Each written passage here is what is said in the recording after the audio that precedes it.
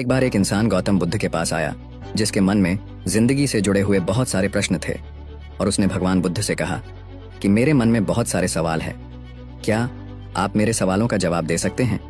इस पर भगवान बुद्ध ने कहा, हाँ, मैं तुम्हारे हर सवाल का जवाब दूंगा, लेकिन मेरी एक शर्त है।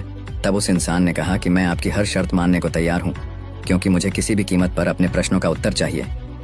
तब भगवान बुद्ध बोले, ठीक है, मेरी शर्त यह है कि अगले 2 साल तक तुमको इस पेड़ के नीचे एकदम चुप बैठना पड़ेगा, और अगर इन 2 सालों में तुमने कुछ भी बोला तो मैं तुम्हारे सवालों का जवाब नहीं दूंगा। फिर भगवान बुद्ध बोले, क्या तुम्हें शर्त मंजूर है। तो पहले तो वो आदमी हिचकिचाया, लेकिन बाद में वो तैयार हो गया और अगले 2 साल तक वो आदमी एकदम शांत रहा।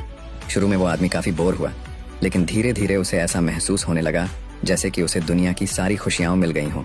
और फिर 2 साल पूरे होने पर भगवान बुद्ध उसके पास आए और बोले कि तुम्हारा समय खत्म हुआ, अब पूछो तुम्हारे मन में क्या प्रश्न है। आज मैं तुम्हारे हर प्रश्न का उत्तर दूंगा। तब वो आदमी बड़ी ही विनम्रता से बोला कि मैं समझ गया हूँ कि आपने मुझे 2 साल तक चुप रहने के लिए क्यों बोला था, और अब मेरे मन में कोई प्रश्न नहीं है, क्योंकि मुझे शांत रहकर हर सवाल का जवाब स्वतः ही मिल गया है।